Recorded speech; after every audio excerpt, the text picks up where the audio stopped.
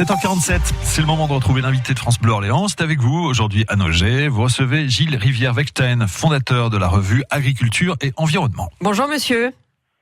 Bonjour Anne. Alors disons-le pour savoir un petit peu qui vous êtes. Vous êtes de ceux pour qui le danger des pesticides, les crises alimentaires qui font régulièrement l'actualité sont souvent faussées, exagérées. Vous n'êtes pas l'ami des militants écologistes et vous avez publié ce livre « Panique dans l'assiette, ils se nourrissent de nos peurs ». Vous venez en parler cet après-midi à Châteauneuf, entre autres. Alors de qui parlez-vous quand vous dites « ils se nourrissent de nos peurs » ? Ah, mais si je vous le révèle, vous n'avez pas acheté mon livre. Non, mais écoute, c'est très simple. Vous avez aujourd'hui une fabrique de la peur qui explique à la population française, en gros, que tout ce qu'on mange, tout ce qui est dans notre assiette, serait dangereux, cancérigène. On cherche le sans OGM, le sans pesticides, le sans colorant, le sans arôme artificiel. Enfin, il y a comme une sorte de panique vraiment qui est dans l'assiette. Et je me suis effectivement penché sur cette question. Et ce que j'ai découvert, c'est qu'effectivement, il y a plusieurs intérêts divergents, ou plutôt convergents dans ce cas-là, des intérêts différents, qui ont tout à fait avantage à vous faire peur dans votre alimentation. Alors intérêt, par exemple, vous le dites, des industriels des professionnels de la grande distribution qui ont leur part dans cet affichage, la culture du sang gluten, exactement, du sang parabènes, etc. Ça pèse sur les consciences. C'est très facile, si vous voulez, de faire acheter des produits avec des prétendues vertus sanitaires, de les faire payer plus cher aux consommateurs. Alors, si c'était vrai, tant mieux. Mais là, il s'avère que c'est absolument faux. Aujourd'hui, les gens achètent des produits en payant plus cher parce qu'ils pensent que ça sera meilleur pour leur santé, alors que c'est absolument pas le cas.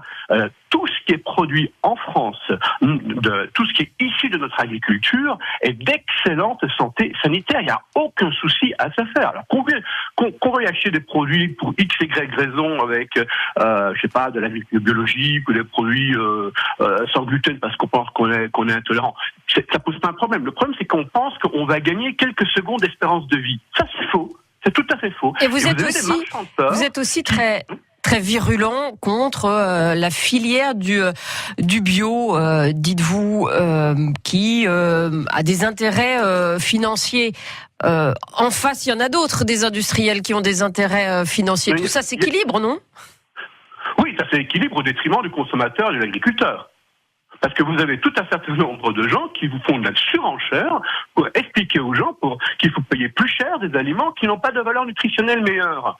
Donc finalement, les dadons de la farce, ce sont les agriculteurs, parce qu'on leur impose de plus en plus des cahiers de charges absolument extraordinaires qui rend la compétitivité française abominable dans le domaine agricole. Et puis vous avez le consommateur qui au final paye plus cher.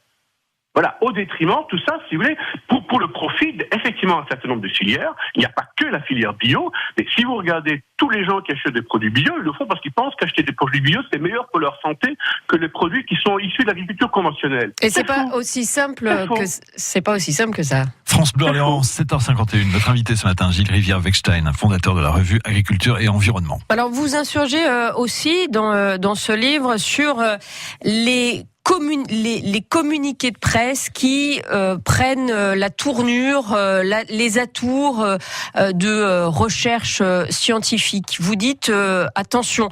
Pareil, dans les deux camps, on utilise beaucoup les études scientifiques pour communiquer finalement. Absolument, mais tous ne se valent pas. On a mis en place en France des instituts de recherche compétents dont l'objectif et le but, c'est quand même de faire le tri sur ces études. Or, ce qui s'avère très souvent, c'est que vous avez n'importe qui présente des études. Alors, ça peut effectivement être soit des industriels, soit des ONG, et tout de suite, ça fait un emballement médiatique. On prend les conclusions de ces études comme des vérités, alors qu'on n'a même pas donné le temps à la communauté scientifique de se pencher dessus pour voir si ces études contiennent quelque chose de sérieux ou pas. Donc moi, ce que je dis, c'est attention, il faut pas aller trop vite.